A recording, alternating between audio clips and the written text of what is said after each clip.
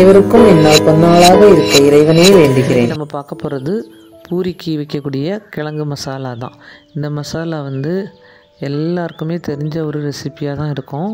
ஆனால் ஒருத்தரும் வைக்கக்கூடிய விதத்தில் சின்ன சின்ன வித்தியாசங்கள், அந்த சின்ன வித்தியாசத்துலேயே அந்த கறிக்கு டேஸ்ட் அவ்வளோ வித்தியாசம் வரும்.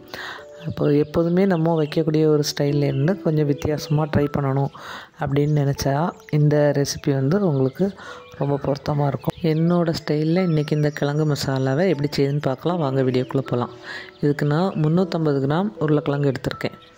இதுக்கு 300 கிராம் பெரிய வெங்காயம் எடுத்திருக்கேன், அதை நீளமாக கட் பண்ணி வச்சுருக்கேன். இதுக்கு கூட 5 பச்சை மிளகாய், ஒரே ஒரு தக்காளி, ஒரு சின்ன கேரட் இவ்வளோ எடுத்திருக்கேன். இந்த வெங்காயம் உருளைக்கிழங்கு அளவு உங்களுக்கு எந்த மாதிரி தேவையோ அந்த மாதிரி போட்டுக்கலாம். அதாவது சில பேருக்கு உருளைக்கிழங்கு ஜாஸ்தியாக பிடிக்கும், சில பேருக்கு உருளைக்கிழங்கு கம்மியாக தான் பிடிக்கும். அந்த மாதிரி உங்கள் டேஸ்ட்டுக்கு ஏற்ற மாதிரி அந்த அளவை மாற்றணுன்னா மாற்றிக்கோங்க. இது இப்போ வேக வைக்க போகிறோம். அதனால் தண்ணி ஊற்றி உப்பும் போட்டு ஒரு சின்ன துண்டு இஞ்சி, ரொம்ப சின்ன துண்டு இஞ்சியை தான் பொடிசாக கட் பண்ணி வச்சுருக்கேன், அதையும் போடுங்க. நீங்கள் தாளிக்கும் போது இந்த இஞ்சியை போட்டு வசக்கி போட்டால் இன்னும் வாசம் நல்லாயிருக்கும்.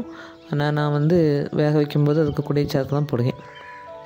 இதுக்கு தேவையான உப்பையும் போட்டு குக்கரை மூடி ஒரு 3 விசிலுக்கு இதை வேக வச்சிடலாம். இதில் முக்கியமான விஷயம் என்னென்னா, நம்ம அளவெல்லாம் கூட்டி போடுவோனாலும் தக்காளியை அப்படியே டபுள் ஆக்கலாம் கூடாது. ரொம்ப கம்மியான அளவில் கூடுதலாக்கணும்னா ஆக்கிக்கலாம். மற்றபடி நிறைய ரெசிபீஸில் நம்ம எடுக்க அளவுலேருந்து எல்லாமே டபுள் ஆக்க சொல்லுவோம். இதில் அந்த மாதிரி இல்லாமல் ரொம்ப மினிமமாக தான் தக்காளிக்குள்ளே டேஸ்ட் வரணும். இப்போ அது வெந்துட்டுருக்க டைமில் நம்ம இதுக்கு கிரேவிக்காக கடலை மாவை கரைச்சி வச்சுப்போம். நான் 1/2 கப்பு தண்ணி எடுத்திருக்கேன். அதில் 2 டேபிள் ஸ்பூன் கடலை மாவை போட்டு நல்லா கரைச்சி வச்சுருக்கேன். நீங்கள் மொத்தமாக அப்படியே ஊற்றிடக்கூடாது. நம்மளுக்கு திக்னஸ் எந்த மாதிரி வேணும்னு பார்த்து தான் ஊற்றணும். அதனால் தண்ணியை அப்படியே கரைச்சி வச்சுக்கோங்க. இப்போ குக்கரில் ப்ரெஷர் போய் திறந்தாச்சு. இதில் நான் 2 டீஸ்பூன் மிளகாய்த்தூளும் கொஞ்சமாக மஞ்சத்தூளும் போட்டிருக்கேன். நீங்கள் மிளகாய்த்தூள் பார்த்து போடணும். எங்கள் வீட்டில் இது கொஞ்சம் காரமாக வேணுங்கிறதுக்காக நான் 5 பச்சை மிளகாவும் 2 டீஸ்பூன் மிளகாய்த்தூளும் போட்டிருக்கேன். அடுப்பை ஆன் பண்ணி விட்டுட்டு அந்த உருளைக்கிழங்கு வெங்காயம் எல்லாத்தையும் ஒன்றும் பாதியமாக அந்த கரண்டியை வச்சு லேசாக மசிச்சு விடணும். ரொம்ப குழச்சி கூழாகவும் ஆக்கிடக்கூடாது, அதே நேரம் அப்படியே முழுசாகவும் கிடக்கக்கூடாது. லேசாக மசிச்சு விட்டுக்கோங்க. இதில் உங்களுக்கு காரம் கம்மியாக வேணும்னா பச்சை மிளகாய் காரத்தை கொஞ்சம் கம்மி பண்ணிக்கோங்க. மிளகாய் தூள் கொஞ்சம் கலர் தெரியணும், அந்த மாதிரி கணக்குக்கு போட்டுக்கோங்க. இப்போ அது நல்லா கொதித்த பிறகு கரைச்சி வச்சுருக்க கடலை மாவு தண்ணியே இதில் ஊற்றிடலாம்.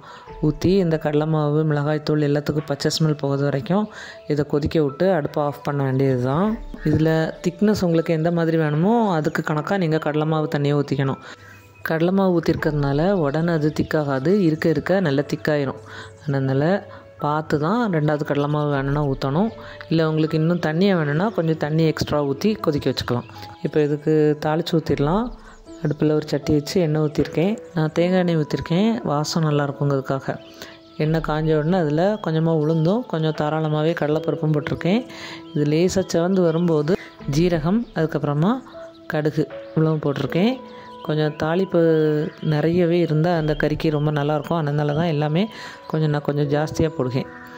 இனி கடுகு வெடித்த பிறகு நம்ம காய்ந்த மிளகாய், கருவேப்பிலை போட்டு தாளிச்சிட்டு அந்த கருவேப்பிலை நல்லா முறுமுறுன்னு பொரிஞ்ச உடனே அப்படியே சூடோடு எடுத்து அந்த கறியில் ஊற்றிட வேண்டியது தான். இஞ்சி முதல்ல போடுறதோட இந்த டைமில் இஞ்சியையும் போட்டு வறுத்து, அதுவும் நல்ல வத்தல் மாதிரி வறுத்து போட்டிங்கன்னா வாசம் இன்னும் கமகமன்னு இருக்கும். கடைசியாக இதில் கொஞ்சம் மல்லிக்கீரையும் வெட்டி போட்டுட்டு இதை சுட இந்த கறியும் சுட புசு புசுன்னு பூரியும் வச்சு சாப்பிட அவ்வளோ அட்டகாசமாக இருக்கும். கண்டிப்பாக நீங்களும் இந்த பூரி மசாலாவை ட்ரை பண்ணி பார்த்துட்டு எப்படி வந்துச்சுன்னு எனக்கு கமெண்ட் பண்ணுங்க. என்னோடய சேனல் பிடிச்சிருந்தால் லைக் பண்ணுங்கள், எல்லாருக்கும் ஷேர் பண்ணுங்கள், சப்ஸ்கிரைப் பண்ணுங்கள், பக்கத்தில் இருக்க பெல் சிம்பலையும் ப்ரெஸ் பண்ணுங்கள். தேங்க்யூ.